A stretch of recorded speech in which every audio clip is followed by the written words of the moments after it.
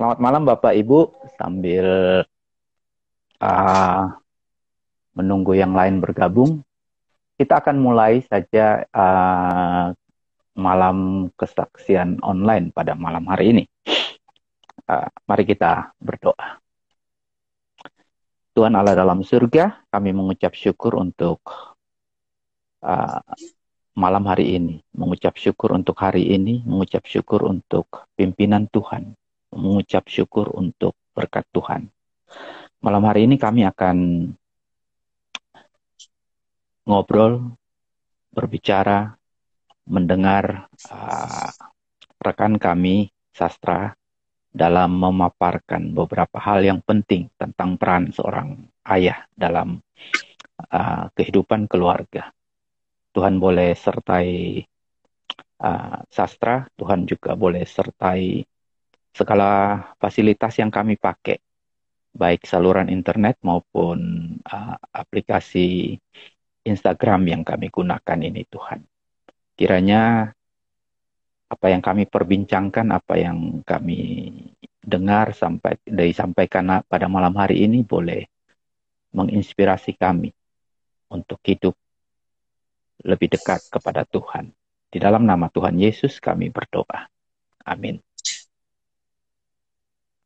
Ya, selamat malam teman-teman yang sudah bergabung di sini bersama kami pada malam hari ini.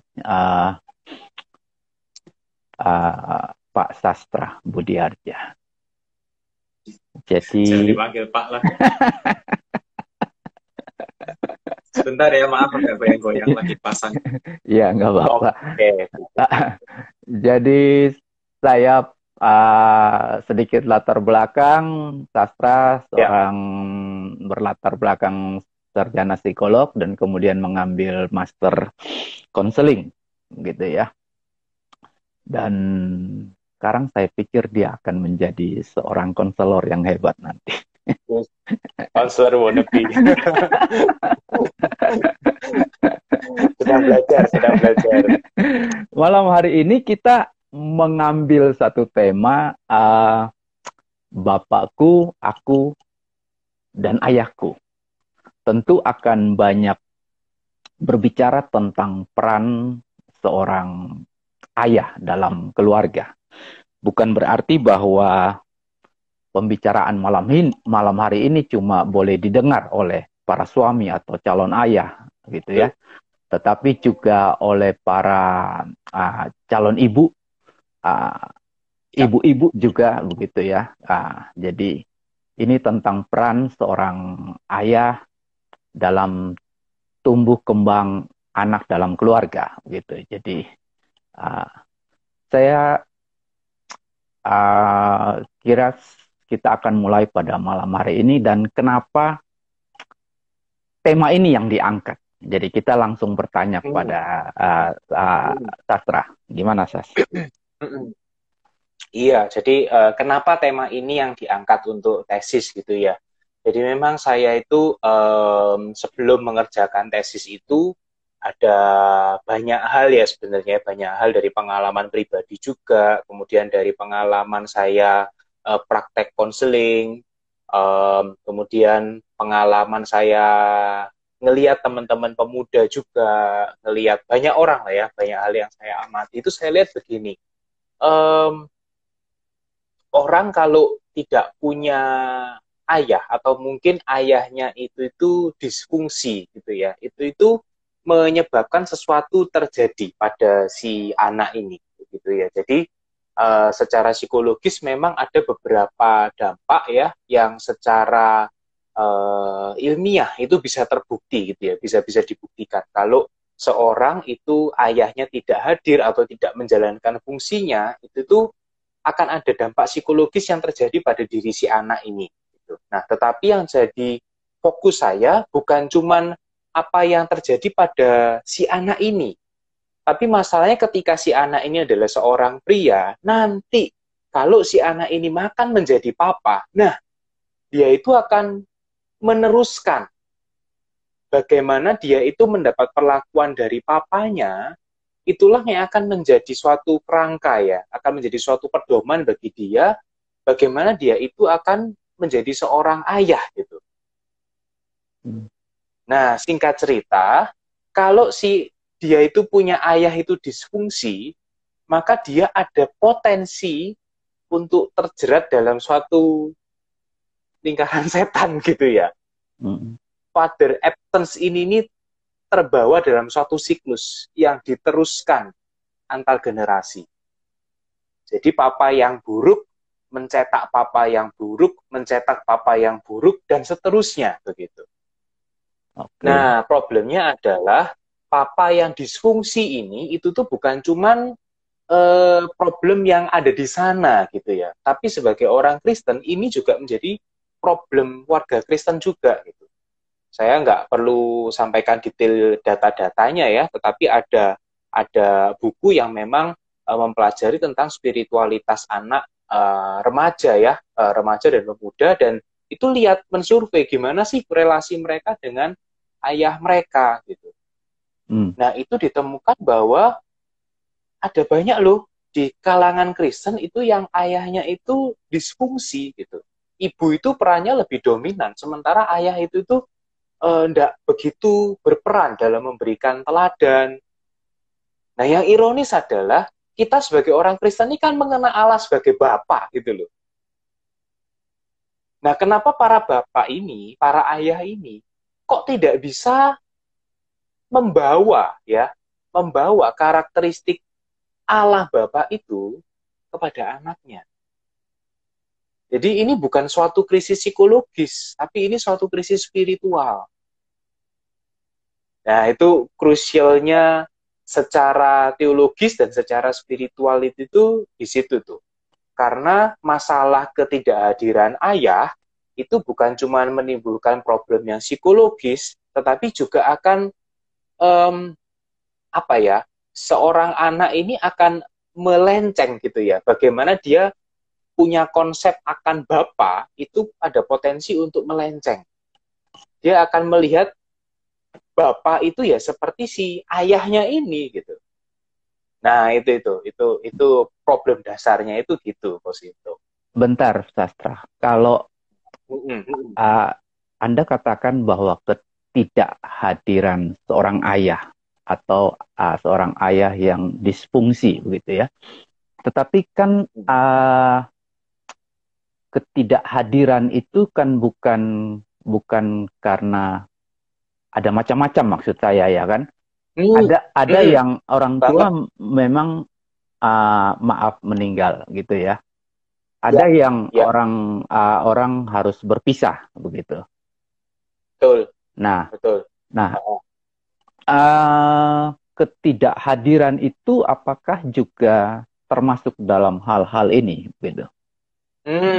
Ya, bagus sekali, Kau Sinto, pertanyaannya tajam sekali. Memang dan saya memang yang penelitian di sini memang ini ya, memang saya fokuskan untuk uh, yang bukan yang ketidakhadirannya itu karena meninggal begitu, tetapi bisa jadi saya yang fokuskan itu secara psikologisnya begitu ya, bukan secara fisik. Walaupun mungkin eh, ketidakhadiran secara psikologis itu juga disertai dengan yang secara fisik, tetapi tidak meninggal. Karena kalau meninggal itu kan ya sudah, meninggal namanya meninggal ya sudah gitu ya. Itu menjadi ada rekan saya namanya Ko Ko Samuel Reza Ko Rahmat Reza ya, yang di Bandung yang lebih dulu meneliti tentang father absence ya. Dia melihat itu sebagai ayah kenangan.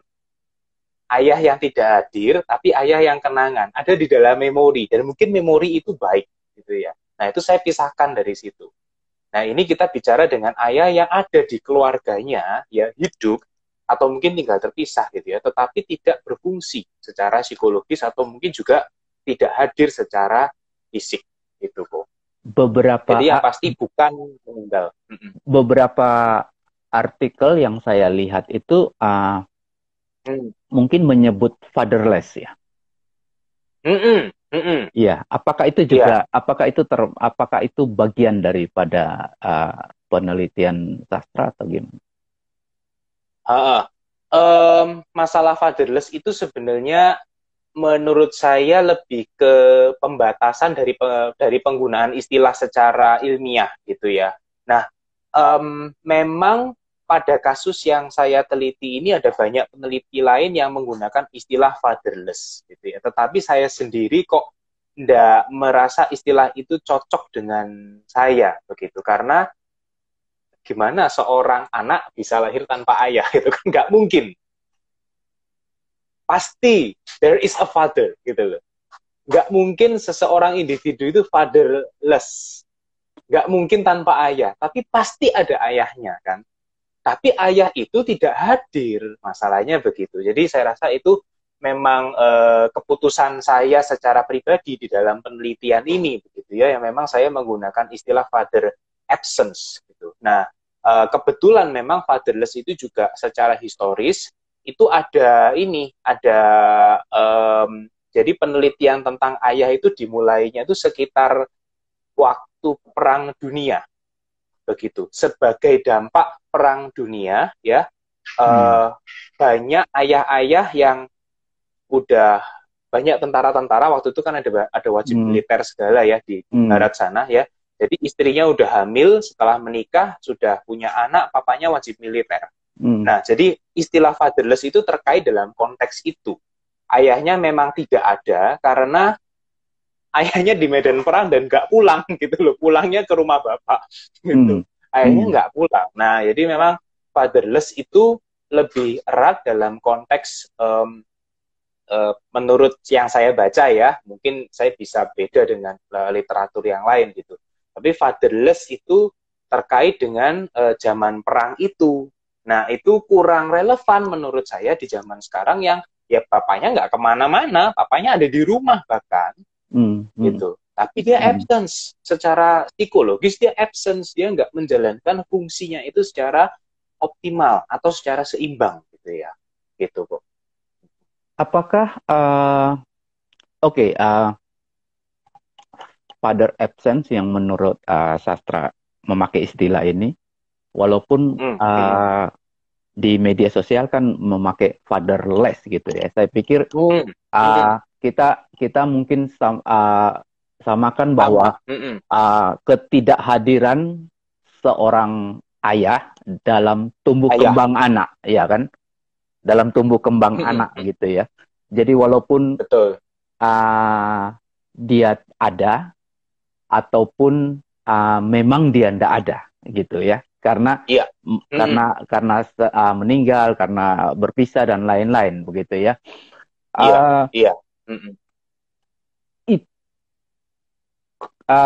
Data yang saya baca, data kan bahwa Indonesia katanya fatherless country nomor 3 ya, nomor 3 di dunia ya. Jadi betapa ironis ya. Saya nggak tahu ini apa pengaruhnya 10 tahun ke depan atau berapa tahun ke depan, bagaimana anak-anak ini bertumbuh dengan tanpa merasakan ayah, merasakan campur tangan ayah dalam tumbuh kembangnya.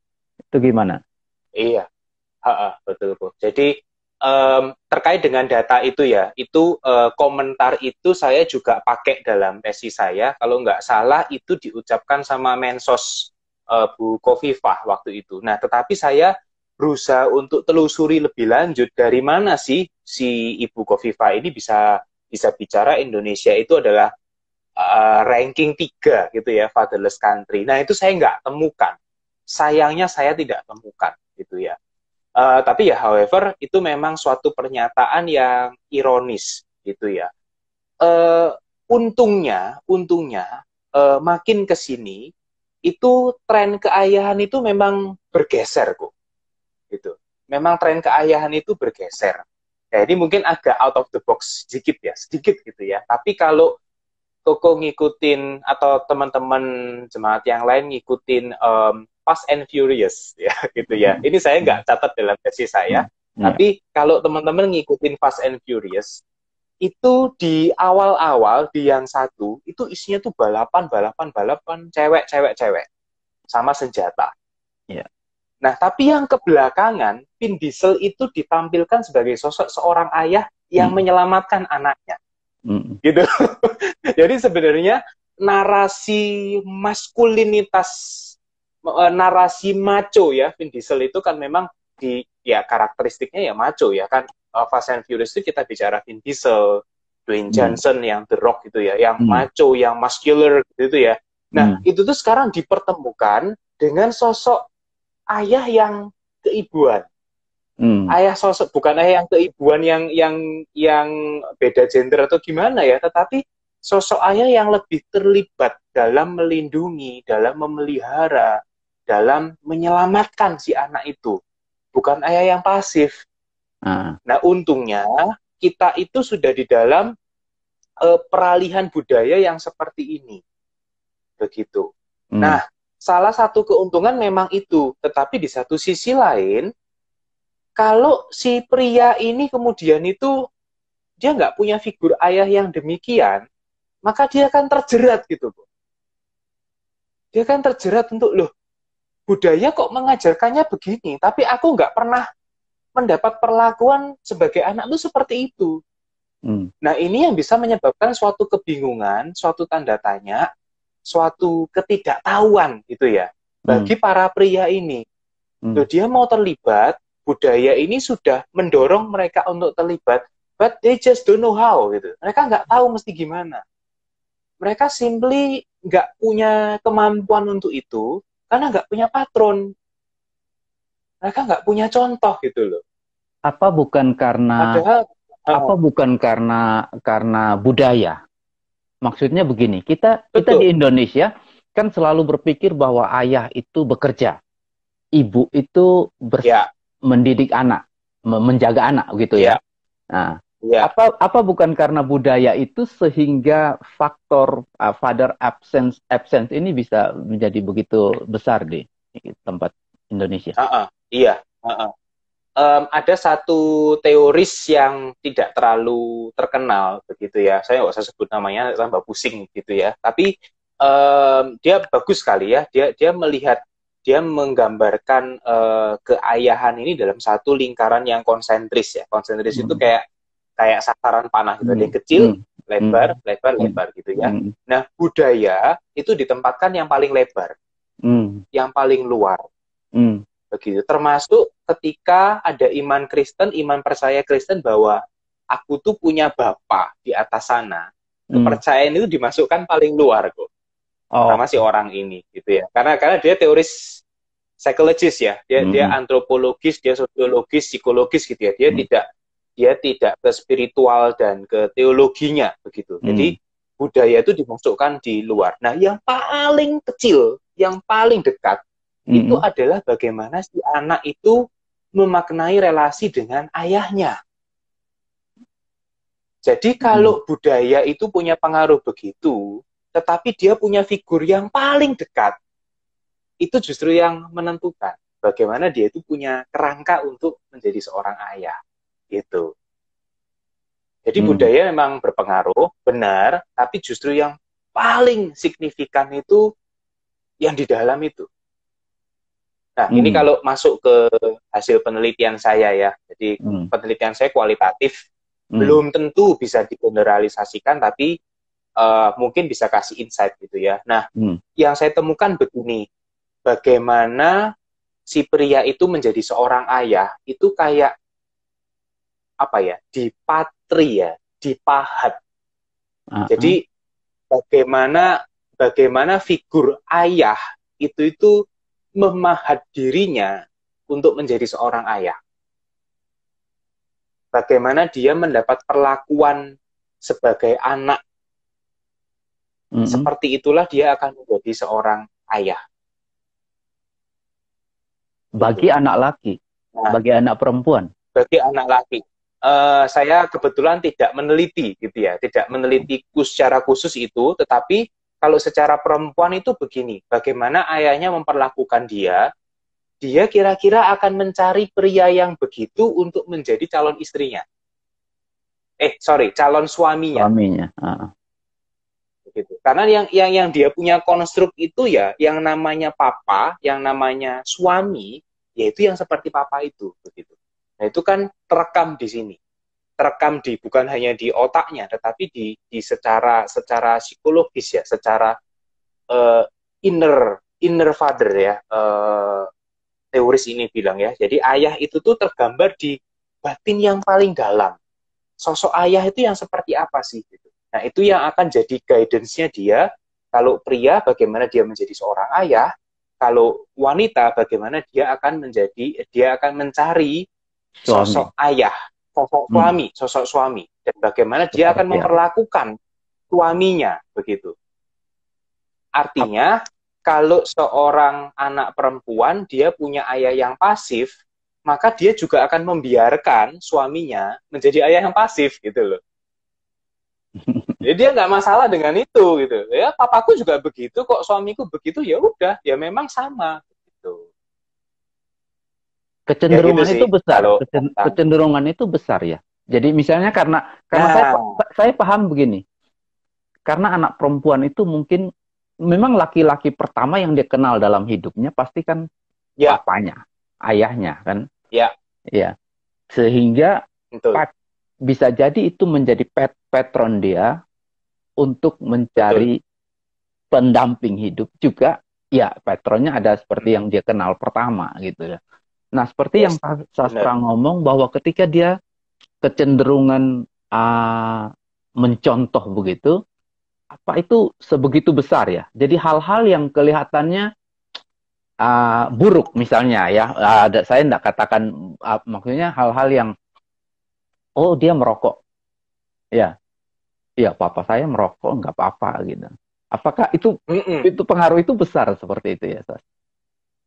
Oke, nah kembali ke teoris tadi ya, Ya, ada lingkaran-lingkaran ah, begitu ya. Jadi lingkaran yang terdalam itu memang mengukir bagaimana anak itu nantinya akan berperilaku ya. hmm, Tetapi di dalam ini juga ada faktor yang lain, ada aspek yang lain gitu. Bagaimana si mama itu mendukung peran ayahnya. Gitu. hmm, Misalnya, saya ambil contoh langsung dari kehidupan saya, gitu ya. Papa saya bukan tipe pria yang ekspresif, hmm, tapi yang luar biasa, hmm, papa dengan mama saya itu bisa jadi tim yang solid, sehingga mama itu bisa menyuarakan hatinya papa. Nah, itu hmm, yang membuat saya itu mengerti, gitu. Oh, papa tuh begini. Oh, mama tuh begini. Nah, ini saya rasa ini satu contoh yang baik ya untuk para istri. eh, Ya ini penolong yang sepadan itu benar-benar menyeimbangkan begitu. Jadi ini nggak ngomong suami lebih tinggi dari istri atau bagaimana, tetapi papa mama itu tuh perlu team up gitu ya. hmm, Papa mama itu perlu perlu ambil peran yang menjadi satu tim bagi anaknya yang saling mengisi begitu ya. hmm, Nah, kembali ke pertanyaan tadi ya. Jadi, apakah sekuat itu sih memangnya pengaruh si peran ayah itu ya? Jadi, tergantung dari bagaimana si mama ini mempengaruhi anaknya. Salah hmm, satu subjek saya itu begini. Um, saya tentu nggak menyebut nama ya, karena itu hmm, sangat konfidensial hmm, gitu ya. Tapi hmm, cerita hidupnya itu begini. Dia menikah dengan mamanya, begitu ya. hmm, Kemudian si papa ini diiming-iming pekerjaan dan uang oleh perempuan lain. hmm, Dan si mama ini ditinggal gitu aja. hmm, Jadi benar-benar ini mama dan anak itu ditinggal gelodak hmm, gitu aja. hmm, Kalau bahasa Surabaya ditinggal gitu aja ya. Tetapi yang luar biasa adalah si mama ini terus mendidik anaknya untuk menghormati si papa. Jadi si anak ini walaupun ditinggal sama papanya, tetapi dia dikenalkan. Anak hmm, ini dibawa ke papanya, ini anakmu dan ini papamu. Gitu. hmm, Dan si mama ini terus menuliskan narasi dalam kehidupan anaknya ini bahwa kamu hormati papamu, kamu hargai papamu.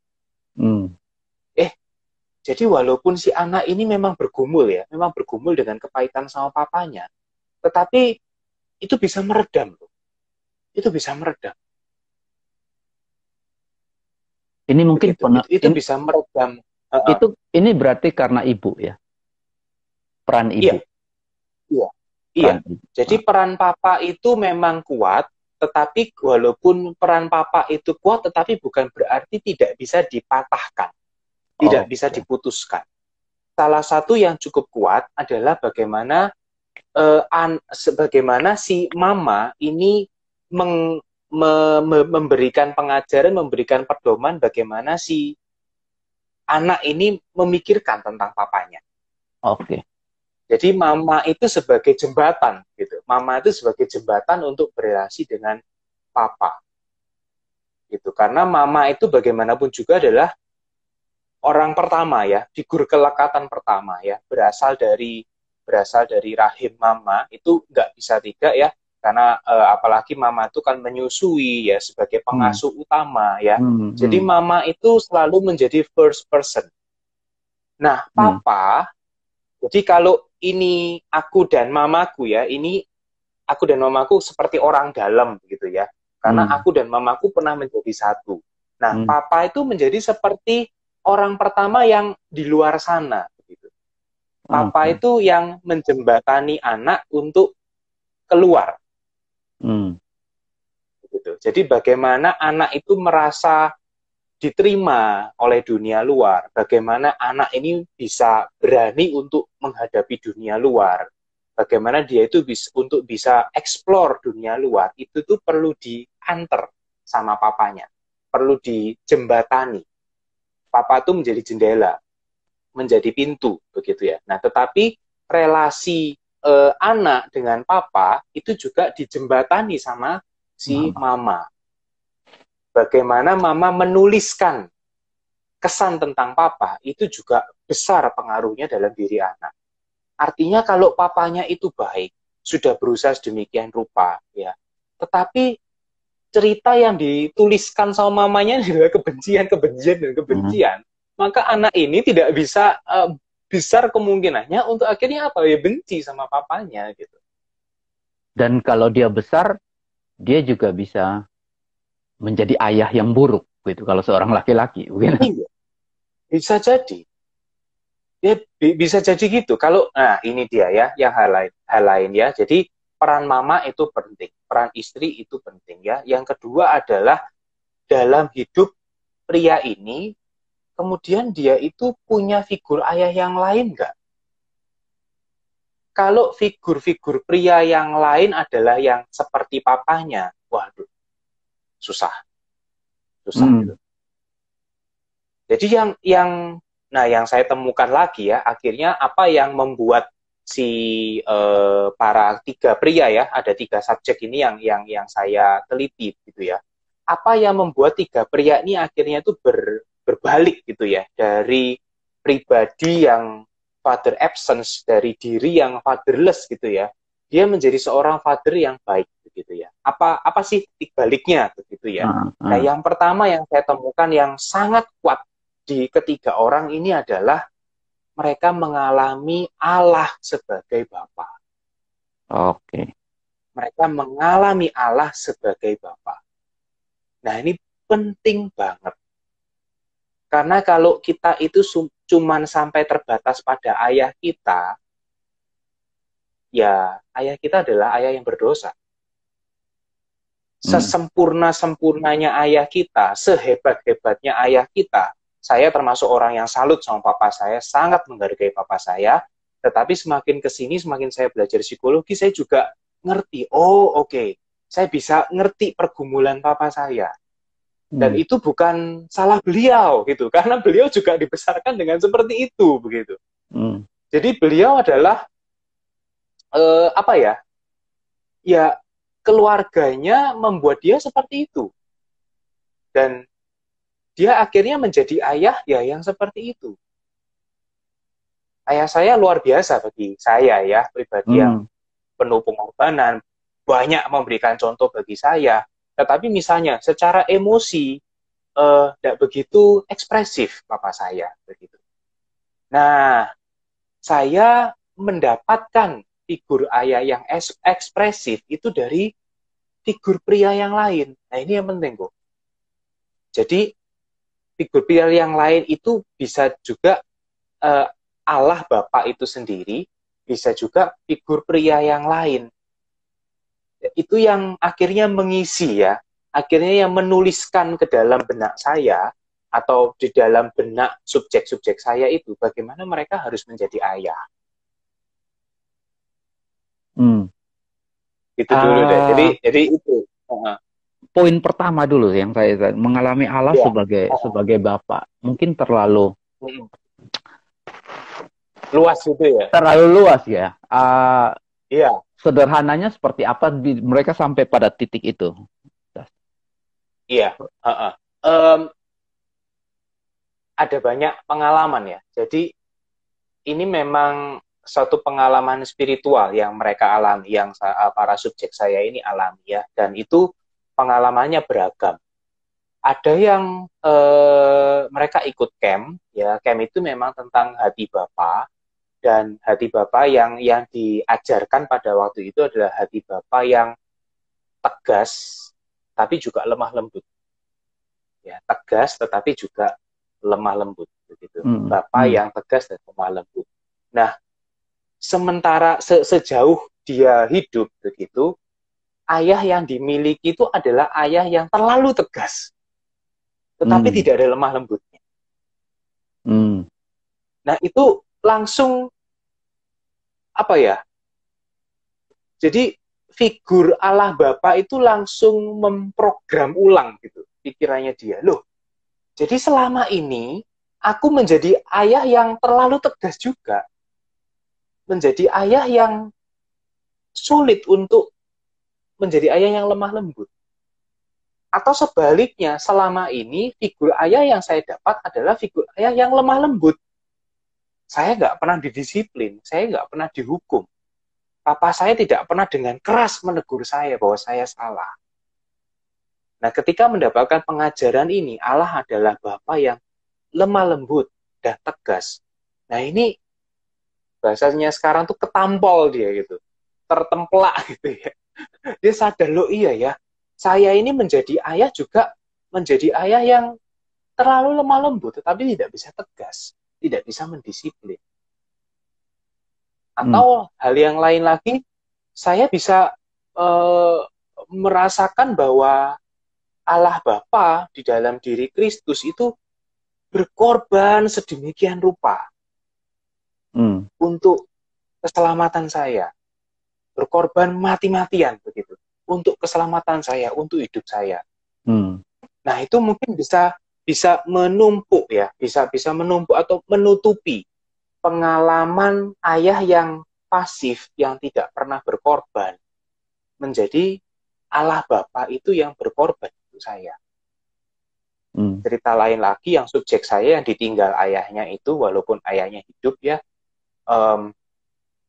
dia bilang begini kira-kira, ya papa saya itu memang meninggalkan saya, menelantarkan saya, menelantarkan kami dalam hidup yang serba kekurangan dan kemiskinan. Tetapi aku punya Bapa itu yang di surga. Dia adalah Bapakku. Dia bilang begini, kalau dulu saya itu tidak yakin akan keberadaan Allah, sekarang saya benar-benar yakin dia itu adalah Allah yang ada. Dia adalah Allah yang memelihara. Dia adalah Allah yang hadir, yang menuntun hidup saya satu persatu. Nah, itu tuh. Jadi, bagaimana kita itu mendapat figur ayah dari papa kita, itu tuh akhirnya ada apa ya? Ada rongga kosong begitu loh. Yeah. Yang itu tuh menjadi tempat Allah Bapa untuk berkuasa di situ. Untuk Allah Bapa itu menutupi, melingkupi kita dalam hal itu. Kira-kira gitu ya, Kosinto ya. Poin berikutnya. Sebenarnya secara teologis, sebenarnya secara teologis saya membagi ya karakter Allah Bapa itu seperti apa gitu. Ada 7 dan itu saya turunkan menjadi peran ayah seharusnya gimana. Gitu. Tapi itu terlalu teologis psikologis lah, saya rasa nggak perlu dibahas sekarang. Gitu. Tapi yang paling penting adalah bahwa kita ini loh sebagai orang Kristen yang kita bisa berdoa, Bapa kami yang ada di sorga, begitu ya. Bagaimana kita itu mengalami Allah sebagai Bapa? Bagaimana kita itu mengalami kita ini sebagai anak, begitu. Bahkan J.I. Packer ya, salah seorang teolog legendaris ya, J.I. Packer, dia itu membicarakan seperti ini. Kalau keseluruhan ajaran Alkitab Kristen itu mau dirangkum, dan bagaimana kita itu bisa dalam tanda kutip menghakimi seorang Kristen itu, seberapa baik seseorang itu menjadi seorang Kristen, maka tanya gini aja deh, sebagaimana orang Kristen itu memaknai Allah sebagai Bapanya, dan bagaimana seseorang itu menjalani kehidupan itu sebagai anak dari Bapa itu. Jadi sebegitu pentingnya bagi kita orang Kristen itu merefleksikan terus dan terus bahwa kita tuh sebagai anak, bukan cuma sebagai hamba yang kita tuh kerja ya, tetapi kita tuh sebagai anak yang tanpa syarat kita tuh dikasihi gitu. Kita nggak harus bekerja untuk dikasih oleh Allah Bapa kita itu. Kita tidak harus ngotot untuk melayani gitu ya, supaya kita tuh dipelihara oleh Bapa kita. Enggak. Kasihnya itu tanpa syarat. Kita tuh didisiplin, kita tuh diajar lewat pengalaman-pengalaman hidup kita itu. Tuhan itu tuh mengarahkan kita untuk menjadi anak yang baik gitu ya, menjadi anak yang terus bertumbuh. Dan bagaimana dalam seluruh pengalaman kehidupan kita itu, Allah itu tidak meninggalkan kita. Allah itu terus mendampingi kita satu demi satu, menuntun langkah kita. Nah, itu yang paling penting. Saya jadi ingat Sas bahwa sebuah khotbah yang saya pernah dengar juga. Jadi pendeta itu mengatakan ya, kenapa ketika Tuhan memberikan Taurat gitu ya, keempat itu hormatilah ayah dan ibumu. Oh, dan ibumu. Iya kan?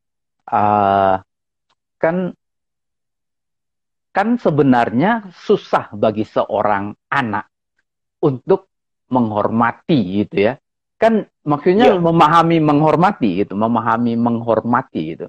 Kan jauh lebih mudah, jauh lebih gampang ketika kita orang tua yang memahami bahwa kita harus menghormati seorang anak. Harusnya begitu dia bilang. Iya kan? Tetapi kenapa Tuhan itu mengatakan hormatilah orang tuamu, ayah dan ibumu? Pesan ini dia bilang, ini bahwa besok kamu akan menjadi orang tua. Karena besok kamu akan menjadi ayah. Karena besok kamu akan menjadi ibu. Itu maksudnya ketika Tuhan mengatakan hormatilah ayah dan ibumu. Jadi bukan.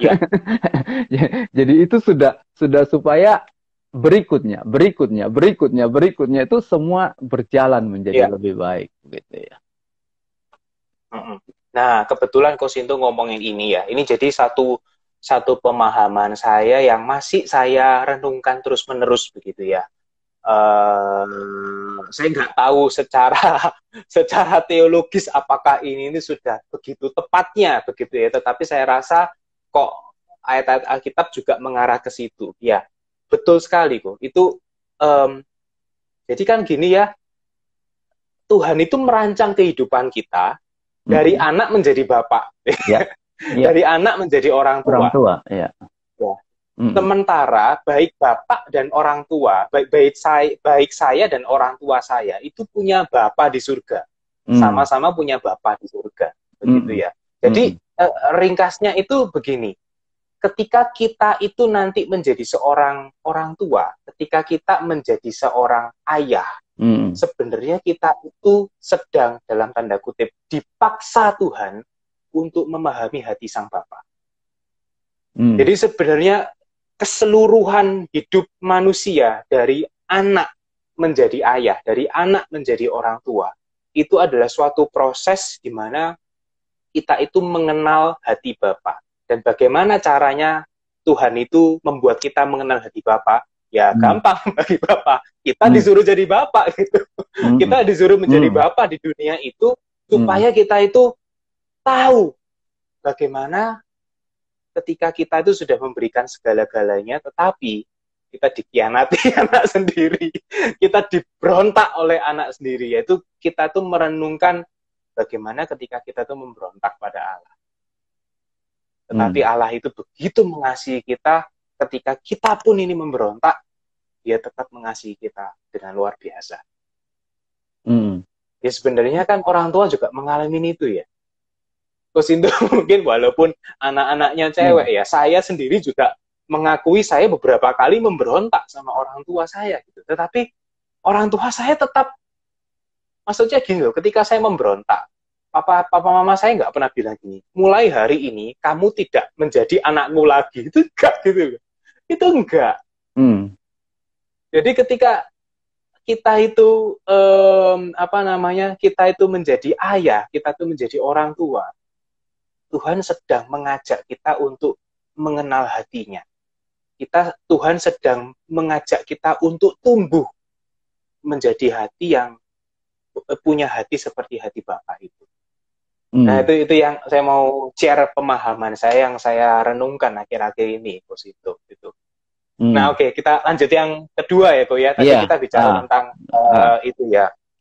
Allah itu sebagai Bapa, dan itu yang merekonstruksi bagaimana kita itu menjadi orang tua, gitu ya. Yang kedua adalah kita itu punya figur ayah yang melengkapi. Gitu. Tadi saya udah cerita, papa saya itu belakangan, saya bersyukur papa saya itu papa yang bertumbuh, gitu ya. Jadi saya bisa melihat, oh papa saya memang dulu begitu. Tetapi sekarang papa saya juga mengalami pertumbuhan. Nah itu sangat nempel banget bagi saya untuk kamu juga tidak boleh berhenti bertumbuh, karena papamu juga bertumbuh, walaupun sampai masa tuanya, begitu ya. Nah, jadi begini, ketika papa saya di masa-masa kecil saya itu bukan tipe orang yang ekspresif secara emosi, gitu ya, bisa banyak berkata-kata secara verbal, bukan begitu bahasa kasihnya papa saya, begitu ya. Nah, tetapi saya dapat figur-figur pria yang lain yang mengisi itu. Saya pernah ketemu dengan papa seorang teman saya ya, yang itu kayaknya baru pertama kali ketemu gitu ya. Tapi saya itu disambut dengan apa? Dengan pelukan dan ciuman. Itu saya kaget. Loh, ternyata ada figur ayah yang seperti ini gitu. Kalau di gereja Ngagel, saya cerita yang almarhum ya, yang sudah nggak ada ya. Nanti kalau yang masih ada nanti besar kepala beliaunya gitu ya. Dengan segala hormat. Tapi saya kalau merenungkan dalam konteks ini, saya merenungkan ada banyak figur-figur papa yang saya dapat yang melengkapi figur dari papa kandung saya sendiri gitu ya. Saya mau kasih apresiasi pada almarhum Pak Joko gitu ya. Papa dari Kak Trias, Ira ya, Kak Nike dulu yang sudah berpulang duluan ya. Saya pernah secara tidak kebetulan saya pernah ada di konsistori bersama beliau ya. Terus beliau bilang begini, Kastra, kami kan belum punya anak ya. Waktu itu Pak Joko, saya nggak ingat tahun berapa ya. Pak Joko bilang, Kastra belum punya anak ya. Dia nggak tanya kenapa, dia nggak tanya mengapa kok belum punya anak, perasaanmu gimana ya. Dia nggak banyak tanya, tetapi dia cuma bilang gini, saya doakan kamu, Sastra. Waduh, itu berkesan banget. Saya tahu papa saya mendoakan saya, tapi papa saya bukan tipe orang yang terucap. Bukan tipe orang yang terucap, papa mendoakan kamu, nah. Enggak. Kalau sekarang papa saya menjadi begitu ya. Jadi saya sudah bilang papa saya itu pribadi yang bertumbuh. Papa saya sekarang jauh lebih ekspresif, jauh lebih ekspresif, verbalnya itu jauh lebih banyak begitu ya. Tapi di waktu dulu itu Pak Joko itu menghadirkan satu figur ayah yang mengagetkan saya. Bicara berdua, bicara bahwa aku mendoakan kamu. Hmm. Pak Joko waktu itu tidak perlu bilang, aku ini bapakmu, enggak. Tapi dengan aku mendoakan kamu, itu tuh seperti punya papa di gereja itu. Seperti punya papa yang lain gitu. Hmm. Nah, saya ada banyak figur papa ya, termasuk Kosinto, seorang ayah yang bermisi gitu ya. Seorang ayah yang bersaksi gitu ya. Itu figur-figur yang saya dapat dari Kosinto misalnya ya. Dari ada beberapa pria lain yang mengisi gitu. Nah, jadi kenapa ini saya penting untuk kemukakan di sini, terutama untuk jemaat GKI Ngagel yang mendengarkan ini ya. Bagi saya, tesis saya ini merupakan suatu konfirmasi ya, bahwa ketika kita menjadi anggota gereja, kita menjadi tua di situ ya. Nggak usah Hmm. jadi penatua, tetapi ketika kita Hmm. bertumbuh dewasa, ketika kita menjadi seorang bapak ya, Hmm. kita bukan cuma sekedar ada di situ menjadi seorang yang let's say berusia 46, berusia 55, berusia 60 gitu ya.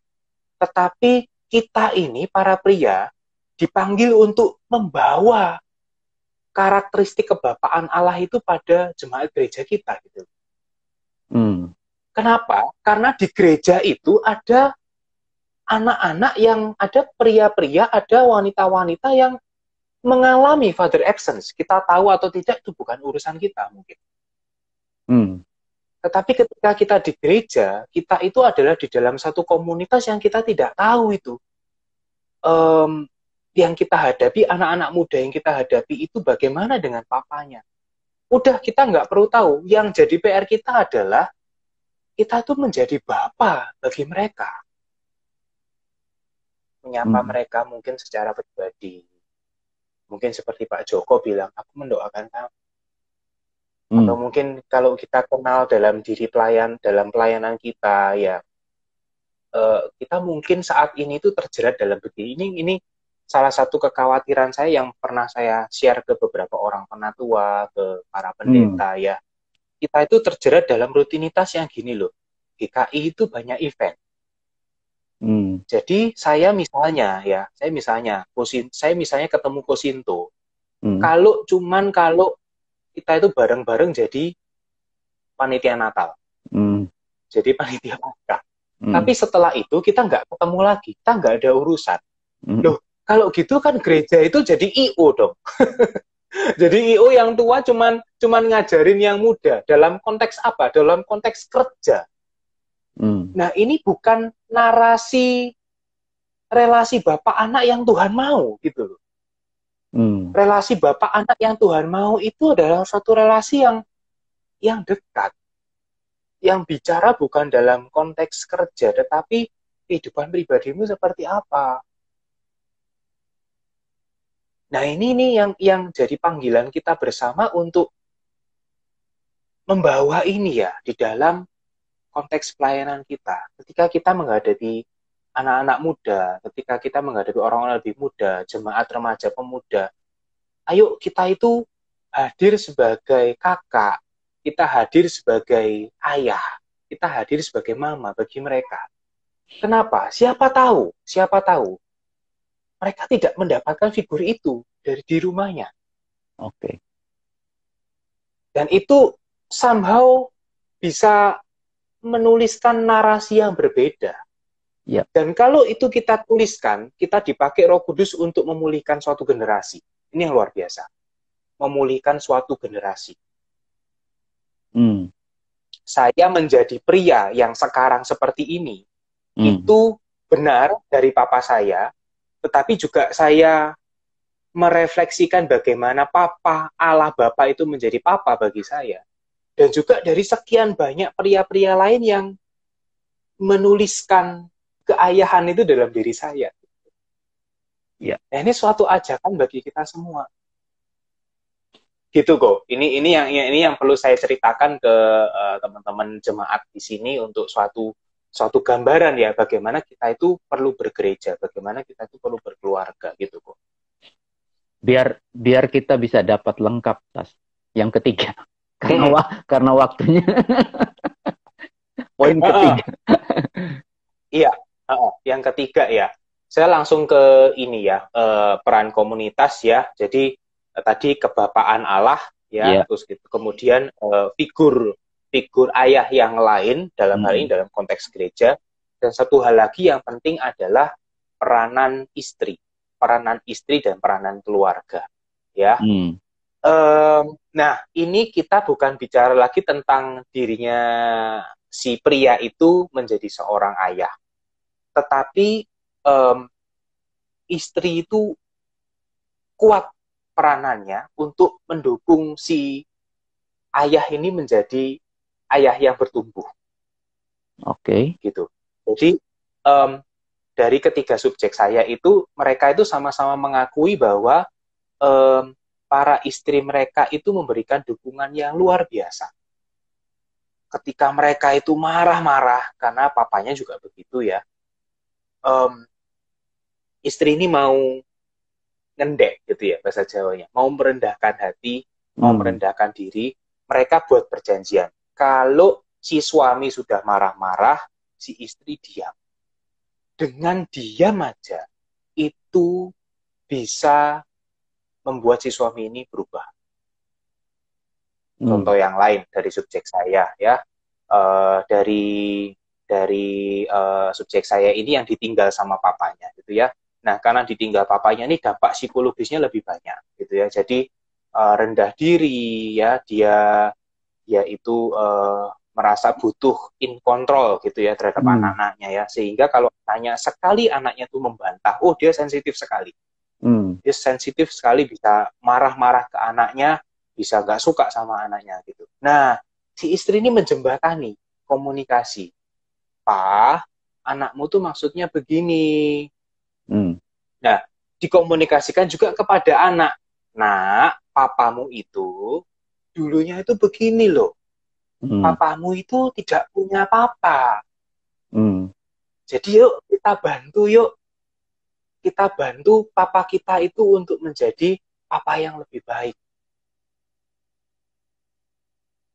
Nah, jadi kembali ke hormatilah ayah dan ibumu, itu juga dalam konteks anak itu bisa menjadi agen pertumbuhan bagi si ayah.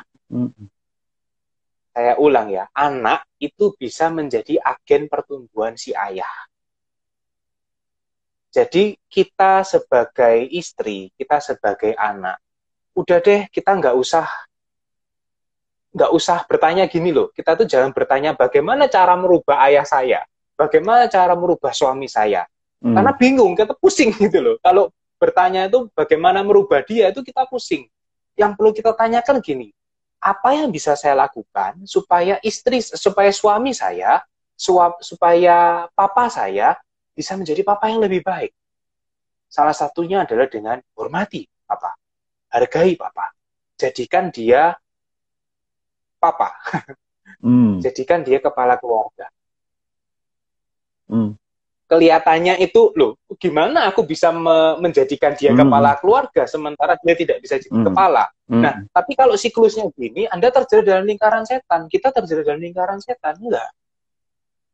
Udah, nurut ke firman Tuhan, hormati ayah dan ibu, berikan penghargaan. Para istri bisa mendukung suaminya dengan menjembatani ya suami dengan anak ini. Nah, dengan begitu dari subjek yang saya pelajari ini, mereka bertumbuh loh. Mereka itu jadi papa yang lebih baik karena istrinya, karena anak-anaknya. Itu Bu, yang ketiga Bu ya. Jadi aplikasinya ya gereja perlu memahami ini ya. Kita sebagai gereja itu perlu paham ini supaya pengajaran tentang Bapa itu kembali dihidupkan misalnya dalam katekisasi. Kemudian dalam katekisasi pranikah itu tuh kita mungkin perlu deh kita tuh tanya gitu ya. Pengalaman kamu dengan papamu gimana? Pengalamanmu dengan mamamu seperti apa?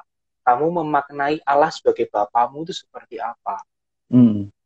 Salah satu subjek saya yang berkecimpung di penelitian, di pelayanan keayahan ya. Kalau seseorang itu kesulitan untuk memanggil Allah sebagai Bapa, atau memanggil Allah itu sebagai Papa atau sebutan lain ya, sebutan ayah ya, ayah ya. Kalau orang itu kesulitan untuk memanggil Allah itu sebagai papa, sebagai ayah, itu berarti dia itu punya suatu krisis spiritual yang mungkin itu disebabkan oleh karena ketidakhadiran ayah. Gitu. Jadi sepenting itu memahami Allah itu sebagai Bapa. Gitu. Sebenarnya ya, kami ingin terus ya tambah menarik gitu ya, tapi waktu kami terbatas. 4 menit, 3 menit, 2 menit. Sudah tinggal 2 menit. Kalau bisa dirangkum dalam 1-2 kalimat, apa yang harus kita lakukan? Iya, saya menggunakan ini sebagai judul yang saya publish ya, sebagai tesis ya. Allah adalah Bapakku. Allah adalah Bapakku. Ini yang penting. Kalau kita mendalami, merefleksikan Allah itu sebagai Bapa, kita itu menjadi anak dari Bapa itu akan merubah banyak kehidupan kita. Bagaimana kita melayani, bagaimana kita itu menjadi ayah, bagaimana kita menjadi suami. Kita akan merefleksikan karakteristik Bapa itu. Banyak orang itu berpikir seperti ini. Bagaimana aku menjadi ayah? Ya aku belajar dari ayahku. Nah sekarang kita perlu lebih jauh untuk memikirkan itu. Bagaimana aku menjadi seorang ayah adalah bagaimana Bapa menjadi Bapa atas aku. Itu yang kita harus pikirkan. Dan ini menjadi PR kita bersama. Ini bukan menjadi PR pribadi ya, tetapi kita para pria di dalam gereja, kita tuh terpanggil untuk mendatangkan karakteristik Bapa itu ke dalam jemaat. Hadirkan Bapa itu ke dalam jemaatnya. Itu. Menarik. Waktu pas 1 jam. Waktu udah. Pas 1 jam. Sudah TikTok. Iya. Oke, kita. Semoga bisa jadi berkat. Semoga bisa jadi insight. Iya. Semoga dengan waktu yang singkat ini bisa memberi insight untuk kita semua, teman-teman yang ikut serta dalam ini. Sastra boleh tutup dalam doa, dan jangan begini. Jangan bosan kalau saya undang lagi untuk berbagi. Yuk. Hal-hal. Karena masih panjang.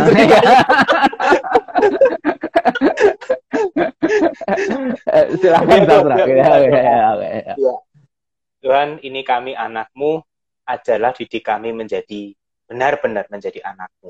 Mohon tuntunan Roh Kudusmu untuk membuat kami benar-benar merasakan menjadi anakmu itu, dan nyatakanlah dirimu sebagai Bapa atas kami. Buatlah kami juga menjadi Bapa atas jemaatmu. Ini kami Tuhan, pakailah kami, utus kami. Amin. Terima kasih Sastra. Terima kasih teman-teman yang masih bergabung ya. Semoga menjadi berkat. Selamat malam. Terima kasih semuanya. Selamat malam. Thank you ya.